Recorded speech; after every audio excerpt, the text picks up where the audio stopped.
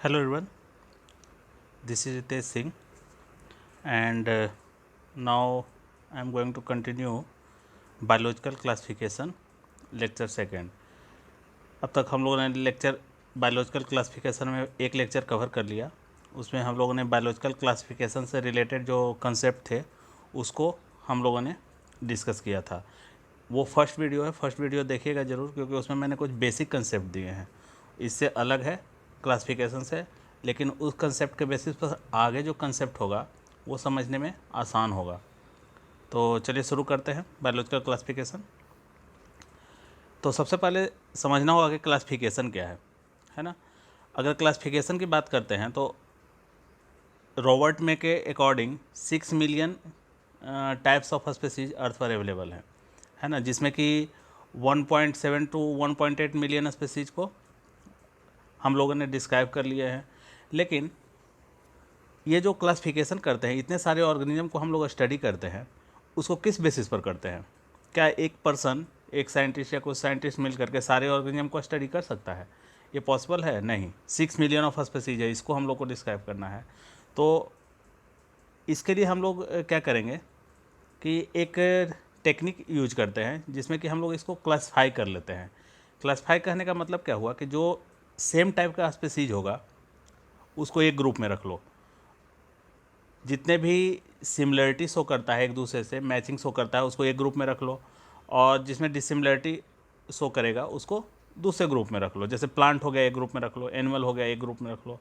इस तरह से क्लासिफाई कर लो। अब मान लो कि इस ग्रुप से जिसको एक ग्रुप में रखे उससे एक इंडिविजुअल को आपने आइसोलेट किया और इसको क्या किया, इसको स्टडी किया। अगर इसको हम स्टडी करते हैं प्रॉपरली पूरा, तो इसको स्टडी करने के बाद इस ग्रुप में जितने भी ऑर्गेनिज्म हैं उसके बारे में हम लोग को लमसम बहुत सारी जानकारियाँ आपको नॉलेज हो जाएगा। तो इसलिए हम लोग क्लासिफिकेशन करते हैं कि अगर एक ग्रुप के में एक ऑर्गेनिज्म का स्टडी कर लिए तो उससे पूरे ग्रुप का के बारे में हमें नॉलेज हो जाता है, जानकारी मिल जाती है। अब किस ग्रुप का कर रहे हैं उस ग्रुप के बेसिस पर डिपेंड करता है कि उसकी कितनी नॉलेज हमें होगी। तो यही क्लासिफिकेशन का पर्पस यही होता है। तो क्या है classification? Organism can be placed in a group on the basis of some similarity and dissimilarity. अगर बात किया जाए क्लासिफिकेशन का, तो ये क्लासिफिकेशन अर्लियर टाइम से भी होता है। पहले भी क्लासिफिकेशन होते थे। अभी तो 5 किंगडम क्लासिफिकेशन, 6 किंगडम क्लासिफिकेशन, बहुत सारे क्लासिफिकेशन आ गए। लेकिन पहले जो स्टार्टिंग के क्लासिफिकेशन थे वो लेमैन क्लासिफिकेशन था। मतलब कि उसमें बहुत सारा साइंटिफिक टेक्निक यूज नहीं किया गया था। सिंपली हम लोग ऑर्गेनिज्म को क्लासिफाई कर देते थे। जैसे कि अगर प्लांट है तो प्लांट में डिफरेंट टाइप के प्लांट है, जिसमें कि किसी को हम लोग फूड के रूप में यूज करते हैं, फूड के फॉर्म में यूज करते हैं। राइस हो गया, वीट हो गया, ये सब फूड के फॉर्म में यूज करते हैं। कुछ प्लांट होते हैं जिससे हम लोग टिम्बर के रूप में यूज करते हैं, जिसे मकान बनाने में यूज हो गया, फर्नीचर बनाने में यूज हो गया, वैसे प्लांट हो गए। कुछ प्लांट होता है जिसको क्लॉथिंग में यूज करते हैं, कॉटन प्लांट हो गया जिसको हम लोग कपड़ा बनाने में यूज करते हैं, जूट का प्लांट हो गया। तो ये सब हम लोग यूज करते हैं। तो ये सिंपल क्लासिफिकेशन पहले किया जाता था कि जो फूड है फूड वाले में रख दो, क्लॉथिंग वाले को, टिम्बर वाले को एक ग्रुप में रख दो, और क्लॉथिंग वाले को एक ग्रुप में रख दो। उसी तरह एनिमल को भी क्लासिफाई वैसे ही सिंपली कर लिया जाता था उसके हैबिटेट के बेसिस पर। जो वाटर में रह रहा है तो उसको एक्वेटिक एनिमल हो गए, जो लैंड पे रह रहा है उस सारे को टेरेस्ट्रियल ग्रुप में रख दो, और जो फ्लाई करता है बर्ड्स जैसे हो गए तो उन सबको बर्ड्स हो गए, बैट हो गए, ये सारे को क्या करते थे, एरियल ग्रुप में रख देते थे। तो ये सिंपल क्लासिफिकेशन था। तो इसका कोई साइंटिफिक आधार नहीं था। इसमें बहुत सारे ग्रुप में मैचिंग नहीं होता था। जैसे बर्ड्स में आप बैट को भी, जो चमगादड़ होता है बैट, उसको और बर्ड दोनों को एक ग्रुप में रख रहे हो, जबकि जानते हो कि आज एक बर्ड ग्रुप से बिलोंग करता है और एक किससे बिलोंग करता है, मैमल से बिलोंग करता है। तो दो अलग अलग ऑर्गेनिज्म को आप एक ही ग्रुप में रख रहे हो। तो ये पहला क्लासिफिकेशन था। तो बहुत यूजफुल नहीं था और बहुत साइंटिफिक नहीं था। लेकिन फिर भी अरिस्टोटल ने सबसे पहले साइंटिफिक क्लासिफिकेशन ऑर्गेनिज्म का किया था। क्या किया उन्होंने, सारे ऑर्गेनिज्म को दो ग्रुप में बांट दिए, प्लांट में और एनिमल में। उस वक्त टूल्स कम थे, ज़्यादा डिस्कवरी नहीं हुई थी, ज़्यादा स्टडी नहीं हुई थी। तो उस बेसिस पर प्लांट को उन्होंने क्या किया था, सिंपली हर्ब्स में, श्रब्स में और ट्री में, ये तीन ग्रुप में डिवाइड कर दिए। हर्ब्स किसको बोलते हैं? वो सारे प्लांट जिसका हाइट 2 मीटर से कम हो, 2 मीटर से कम होगा, उसके बॉडी या उसका जो स्टेम का स्ट्रक्चर देखोगे या स्टेम का जो कंपोजिशन है वो सॉफ्ट होगा, फ्लेक्सिबल होगा स्टेम उसका। देख उन सारे प्लांट को हर्ब्स में रख दिया। श्रब्स हो गए वैसे प्लांट हो गए जिसका मीडियम हाइट हो गया और जिसका स्टेम जो होगा बूडी होगा, हार्ड होगा, बूडी होगा, जैसे रोज का प्लांट हो गया या फिर आपका चाइना रोज का प्लांट हो गया, ये सब बूडी होता है। उसी तरह ट्री हो गया, जो लार्ज प्लांट हो गया उसको ट्री के ग्रुप में रख दिया, जिसमें ट्रंक पाया जा रहा है स्टेम के फॉर्म में, या कॉडेक्स पाया जा रहा है। कॉडेक्स होता है जैसे नारियल का पेड़ होगा ना, नारियल के पेड़ उसके लीफ सारे कितने टॉप पे लगे होते हैं, तो नीचे उसके स्टेम हो जाते हैं, उसको हम लोग नीचे वाले जो स्टेम होते हैं ना विदाउट लीफ, उसको हम लोग कॉडेक्स बोलते हैं। तो इस तरह से ट्री के ग्रुप में डिवाइड कर दिया। उसी तरह एनिमल को ब्लड के बेसिस पर, जिसमें रेड ब्लड पाया जा रहा है, जैसे कि ह्यूमन हो गया या फिर जो भी ऑर्गेनिज्म है, डॉग्स, काऊ, ये सब सारे एक ग्रुप में रख दिए। उसको हम लोग क्या बोले, जिसमें आरबीसी यानी कि ब्लड प्रेजेंट है, रेड ब्लड प्रेजेंट है, उसको ईनेमिया बोला गया है ना, ईनेमा। और आरबीसी प्रेजेंट होने का मतलब आरबीसी के ऊपर ही हीमोग्लोबिन होता है, पिगमेंट, जिसके कारण ब्लड रेड ब्लड होता है। बहुत सारे ऑर्गेनिज्म होते हैं जिसके जो फ्लूइड होता है, बॉडी फ्लूइड होता है, वो रेड ना होकर के कैसा वाइट होता है, या बहुत सारे का ब्लू भी होता है। तो जो वाइट जो होता है, रेड नहीं होकर के जो ऑर्गेनिज्म थे, जैसे कॉकरोच का होता है, तो उसको एनेमा में रख दिया है, एनेमा ग्रुप में रख दिया। तो ये सिंपल क्लासिफिकेशन था, लेकिन पहला साइंटिफिक क्लासिफिकेशन था ये। अगर मैं इसके बाद जो बात करते हैं हम लोग, एक मिनट,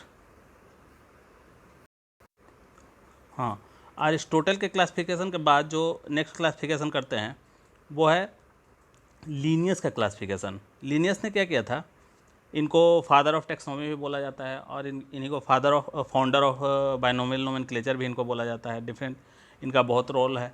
तो इन्होंने 2 किंगडम क्लासिफिकेशन दिया था। 2 किंगडम क्लासिफिकेशन में इन्होंने प्लांट को और एनिमल को सबसे पहले क्या किया था कि किंगडम का स्टेटस दिया था, यानी कि किंगडम का सिस्टम जो शुरू हुआ लीनियस के बाद ही शुरू हुआ। तो परंतु लेकिन जो अरिस्टोटल ने जो क्लासिफिकेशन किया था उसमें जो कैरेक्टर उन्होंने लिए थे वो कैरेक्टर बहुत साइंटिफिक नहीं था, सिंपली मॉर्फोलॉजिकल कैरेक्टर को लेकर के उन्होंने डिफाइन किया था प्लांट को और एनिमल को। लेकिन यहाँ पर क्या किया था, लिनियस ने कुछ कैरेक्टर लिए और उस कैरेक्टर के बेसिस पर ऑर्गेनिज्म को प्लांट और एनिमल किंगडम में डिवाइड किया। कैरेक्टर क्या क्या लिए थे, जैसे कि देखो, सेल वॉल को लिया था उन्होंने, जिस जिस ऑर्गेनिज्म में सेल वॉल पाया जाएगा उन सारे को उन्होंने क्या किया था, प्लांट ग्रुप में रख दिया था। जैसे आप आज भी जानते हैं कि प्लांट जितने भी होते हैं, प्लांट सेल होते हैं, उसमें सेल वॉल प्रेजेंट होता है। उस तरह एनिमल में उन सबको रखे जिसमें सेल वॉल प्रेजेंट नहीं होता है, जैसे कि आपको प्रोटोजोआ हो गया, इन्वर्टिब्रेट हो गया, वर्टिब्रेट हो गया, इन सब ये सारे हो गए। न्यूट्रिशन भी इनका दूसरा कैरेक्टर था प्लांट को आइडेंटिफाई करने का। न्यूट्रिशन का मतलब ये autotrophic mode of nutrition show कर रहा है या heterotrophic mode of nutrition show कर रहा है, या फिर ये ईटिंग हैबिट है इसमें, या ये खाना खा रहा है, या फिर खाने की एबिलिटी इसमें नहीं है, जैसे कि नहीं खा रहा है, ईट करने की टेंडेंसी नहीं है। तो वैसे ऑर्गेनिज्म को क्या किया इन्होंने, प्लांट ग्रुप में रख लिया। या ऑटोट्रॉपिक मोड ऑफ न्यूट्रिशन है, मतलब कि फूड को फोटोसिंथेसिस के फॉर्म में ये प्रोड्यूस कर रहा है। लेकिन एनिमल क्या होता है, हेटरोट्रॉपिक मोड ऑफ न्यूट्रिशन। वो सारे ऑर्गेनिज्म जो heterotrophic mode of nutrition show करते हैं उसको एनिमल में रख दिया इन्होंने। थर्ड इन्होंने कैरेक्टर लिया लोकोमोशन, मूवमेंट का कैरेक्टर, मतलब मूव करता है कि नहीं। तो प्लांट में उन सारे को रख दिया जो कि मूव नहीं करता है ना, तो वह सारे ऑर्गेनिज्म जो मूव नहीं करता उसको इन्होंने प्लांट में रखा, ये एक कैरेक्टर कंसीडर किया। दूसरा एनिमल में जो मूव करता है उसको एनिमल ग्रुप में रख दिया। हालांकि आज जानते हैं कि बहुत सारे पोरीफेरा में बहुत सारे ऑर्गेनिज्म है जो सेसाइल होते हैं। तो इस तरह से इन्होंने एनिमल में लोकोमोशन को कंसीडर किया। उसके बाद एक्सटर्नल स्टिमुलस की बात करते हैं हम लोग। एक्सटर्नल स्टिमुलस कहने का क्या मतलब हुआ कि जैसे कि प्लांट के पास एक्सटर्नल जो सिग्नल है कोई, उसको सेंस करने के बहुत ज़्यादा इसके पास ऑर्गन ऐसा नहीं है जो कि प्लांट को बाहर के स्टिमुलस को सेंस कर सके। लेकिन ये लाइट को, सम हीट को ये सेंस कर सकता है, यानी कि लिटिल स्टिमुलस सेंस करने की एबिलिटी है, लेस डेवलप होता है इसमें सेंस करने का। लेकिन एनिमल में हाईली डेवलप होता है। आप थर्मो रिसेप्टर आपके पास होता है, थिग्मो रिसेप्टर होता है, आपको टेस्ट करने का एबिलिटी होता है, आप देख करके ऑर्गेनिज्म को, स्टिमुलस को पहचान सकते हो। तो ये एनिमल का कैरेक्टर ये सब है। तो ये भी एक कैरेक्टर इन्होंने कंसिडर किया। उसके बाद क्या किया, कॉन्टेक्टाइल वैक्यूल, इंपॉर्टेंट है कॉन्टेक्टाइल वैक्यूल। जैसे देखो कॉन्टेक्टाइल वैक्यूल क्या हो गया कि मान लो एक ऑर्गेनिज्म है, फ्रेश वाटर की मैं बात कर रहा हूँ, एक ऑर्गेनिज्म है जो फ्रेश वाटर में रहता है। तो ये फ्रेश वाटर में ऑर्गेनिज्म रहने से, एक मिनट, हाँ फ्रेश वाटर में ऑर्गेनिज्म है, तो बाहर में इसके एनवायरनमेंट में क्या है, वाटर प्रेजेंट है, फ्रेश वाटर, और इसको बॉडी में क्या है, अगर एनिमल है, जैसे मैं प्रोटोजोआ की बात कर रहा हूँ या अमीबा की बात कर ले लो किसी की, तो इसके प्लाज्मा मेम्ब्रेन हो गया इसका, और इसके बॉडी के अंदर जो है सोल्यूट प्रेजेंट होगा, है ना, बॉडी है तो इसके अंदर तो सोल्यूट प्रेजेंट होगा साइटोप्लाज्म में या प्रोटोप्लाज्म में, जिसके कारण क्या होगा, और बाहर का जो वाटर है फ्रेश वाटर है, तो सोल्यूट प्रेजेंट होने के कारण यहाँ का ऑस्मोटिक प्रेशर ज़्यादा होगा और यहाँ का ऑस्मोटिक प्रेशर कम होगा, जिसके कारण यहाँ से वाटर क्या होगा, अंदर जाना, इंटर करना शुरू करेगा। तो जिससे क्या होगा, कुछ टाइम के बाद ये एनिमल क्या होगा, रप्चर होकर के वर्स्ट कर जाएगा, यानी कि ये डेथ कर जाएगा। उस केस में क्या होता है कि इस ऑर्गेनिज्म में एक स्ट्रक्चर होता है या ऑर्गेनल बोलो जिसको हम लोग वैक्यूल बोलते हैं। वैक्यूल में क्या हुआ कि ये वाटर जो जाएगा इसके अंदर, ये इस वैक्यूल में स्टोर हो जाता है, और फिर ये वैक्यूल क्या करता है, इसके प्लाज्मा मेम्ब्रेन से जा करके डिफ्यूज करता है, और डिफ्यूज होने के बाद क्या होता है कि ये सारा वाटर फिर बाहर कर देता है। तो ये प्रोसेस कंटिन्यू इसमें चलता रहता है, तो इसी को बोलते हैं कॉन्टेक्टाइल वैक्यूल।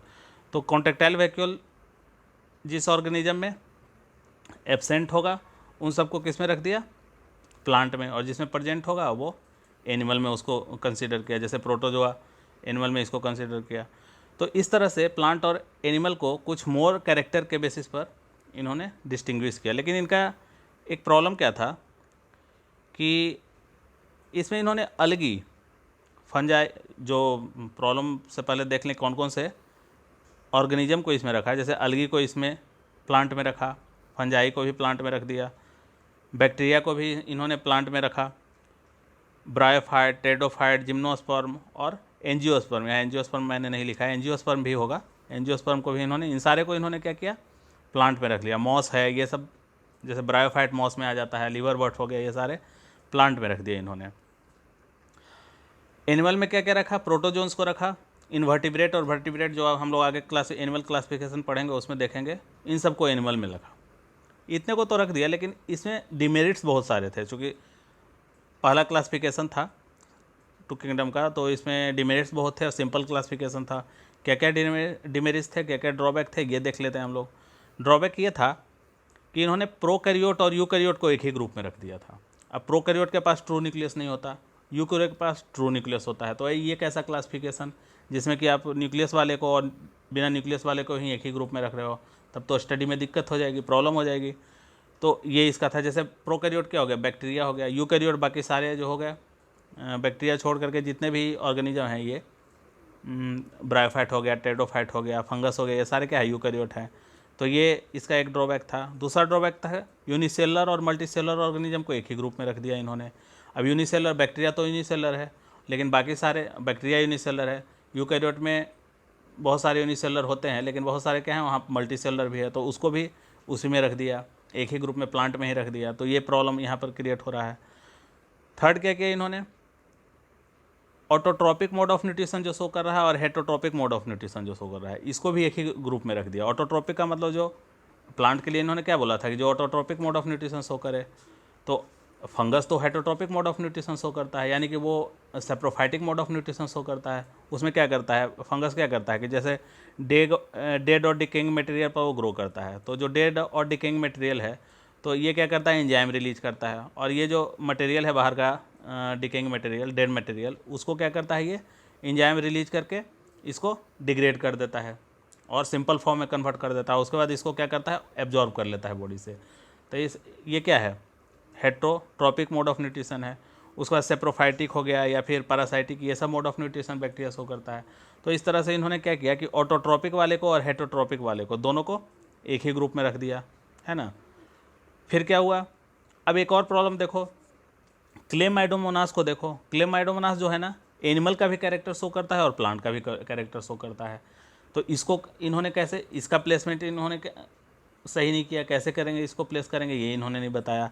जैसे कि क्लेमाइडोमोनास क्या करता है, इसके पास कॉन्टेक्टाइल वैक्यूल होता है, जो अभी पीछे सीज में मैंने बताया, जैसे कॉन्टेक्टाइल वैक्यूल वाला ये पोर्शन तो इसके पास कॉन्ट्रैक्टाइल वैक्यूल होता है क्लेमाइडोमोनास के पास।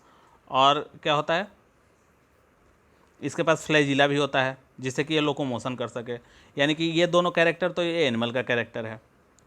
और प्लांट का कैरेक्टर इसके पास क्या है, autotrophic mode of nutrition show करता है, मतलब इसके पास पिगमेंट प्रेजेंट है, क्लोरोफिल प्रेजेंट है, जिससे ये फोटोसिंथेसिस कर लेता है, तो जिसके कारण ये, और इसके पास सेल वॉल प्रेजेंट है। तो ये दो कैरेक्टर जो है ये तो प्लांट का कैरेक्टर है, और ये दो कैरेक्टर है ये एनिमल का कैरेक्टर है।